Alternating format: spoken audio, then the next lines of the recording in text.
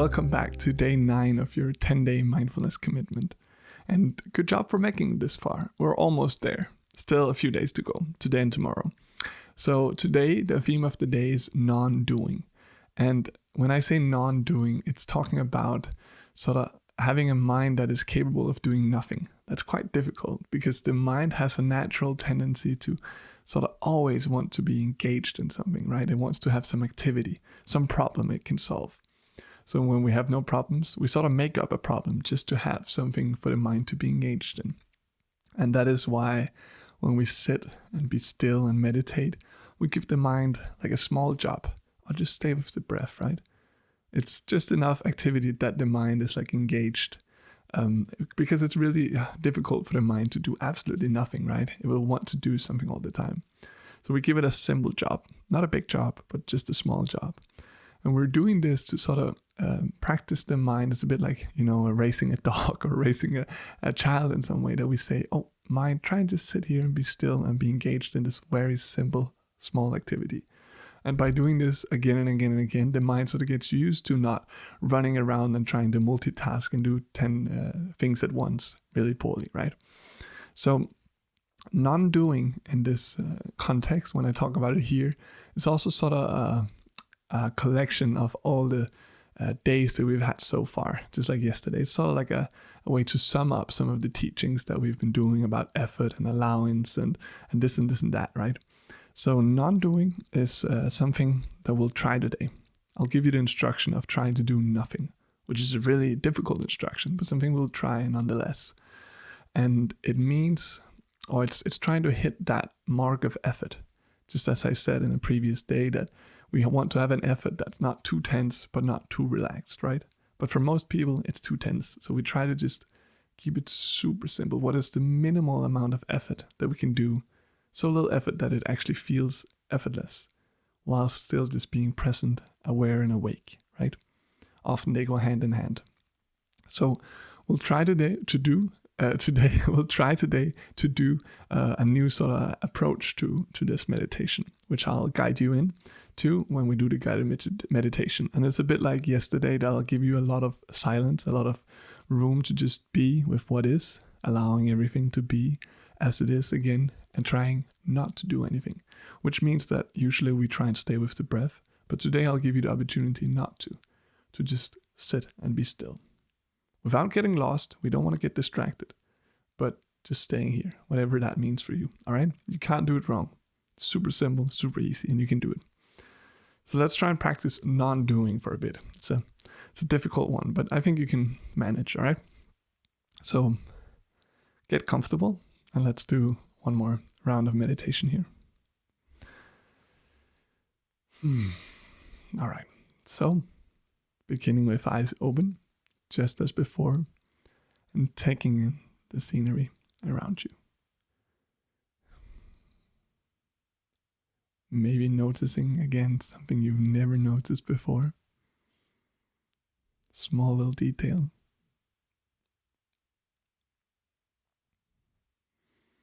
And taking some deep breaths just to settle in here, to prepare for the exercise.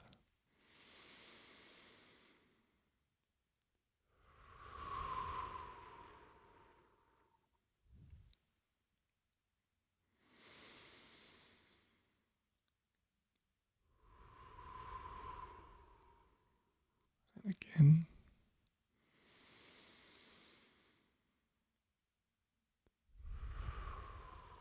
And closing the eyes. And becoming aware of the physical sensation of touch, the contact with the seat, clothes on your skin, maybe a breeze on your face, hands in your lap, whatever it might be.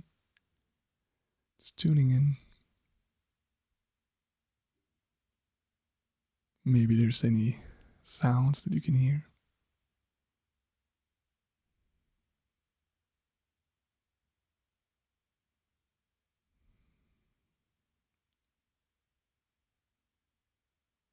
Maybe any smell or any taste. And just sort of becoming aware of where you are and when you are through your senses. Right here, right now.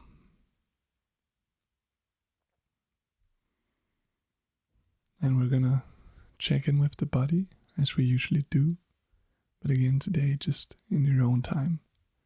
Starting at the top of the head, I'll meet you at the feet.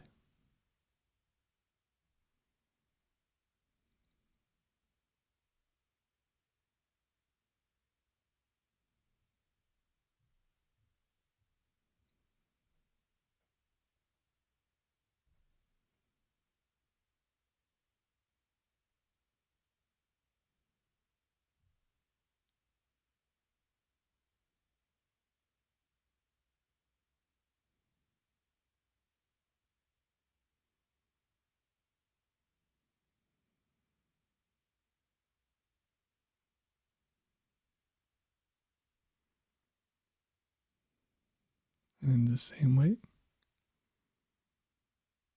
just checking in with the mind for a moment, noticing how you feel right now.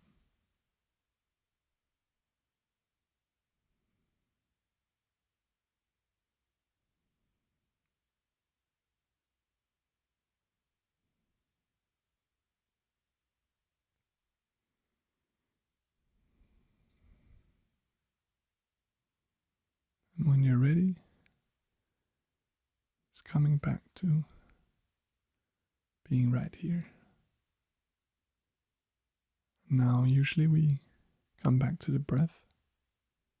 And if you want to, just stay with the breath for a little bit. Just noticing that inhale and exhale.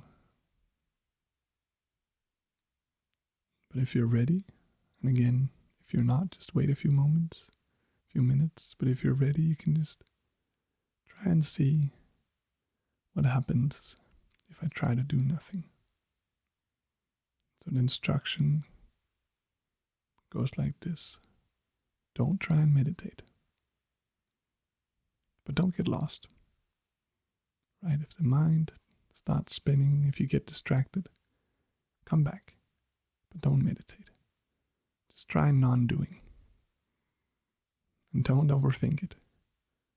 Just sort of see this as an experience.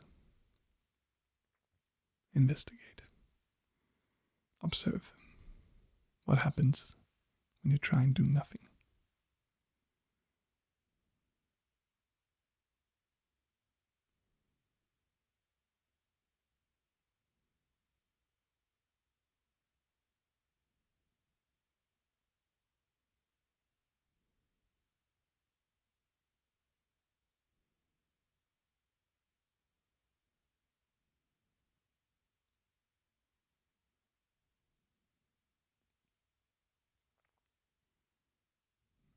And when the mind gets distracted, and it will, it's totally normal, then just come back, allow the distraction to pass on, and do nothing.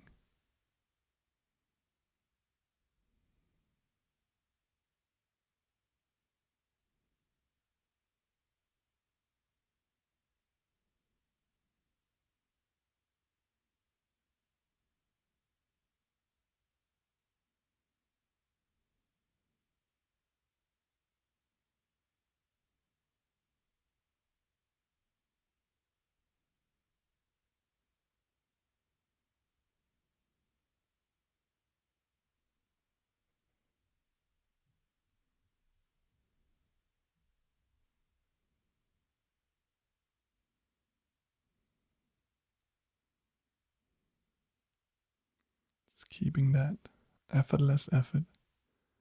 If you're trying to do nothing, then you're trying. Just stop trying. Do absolutely nothing. Don't even meditate.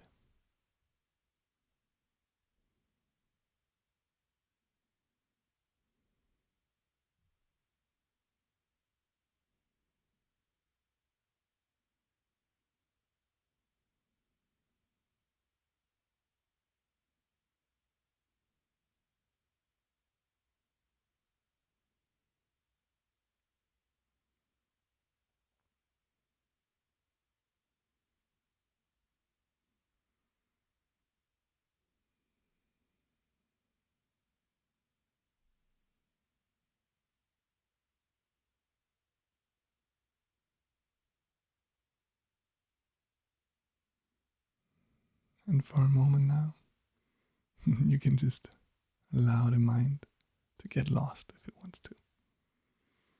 Allowing the mind to do whatever it wants to do. So if it's been wanting to think, just let it think now.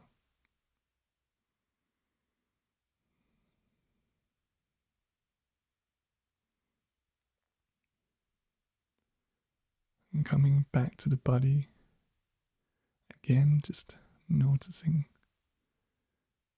all the senses, touch, hearing, smell, taste,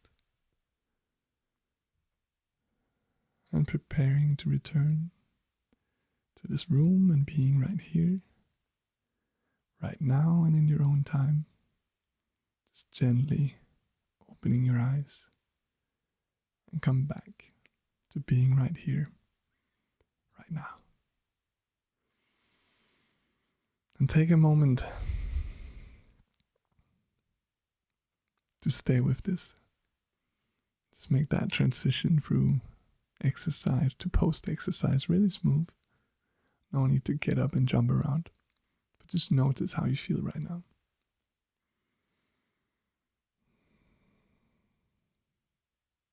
And for most people, this exercise is really difficult. So don't worry if it was difficult, because as ironic as it sounds, one of the hardest things to do is to do nothing. Because the mind is hardwired to always be engaged in something. So it takes some practice for the mind to fall to ease. And you'll experience this by doing this multiple times, but also sometimes prolonging the time that we sit like this. When you do that, you'll also notice that if you do this for 20 minutes or 30 minutes, then the mind will sort of be less and less engaged in some activity. And it's, at least personally speaking, one of the biggest sort of experiences of freedom you can have. You can travel all around the world and do whatever you want. And that will give you some sense of freedom. But having a mind that is not completely engaged in everything around it constantly, that for me is true freedom. And we had a taste of that today, which is really cool and really amazing. So almost there for the 10-day mindfulness commitment. I'll see you again tomorrow for day 10.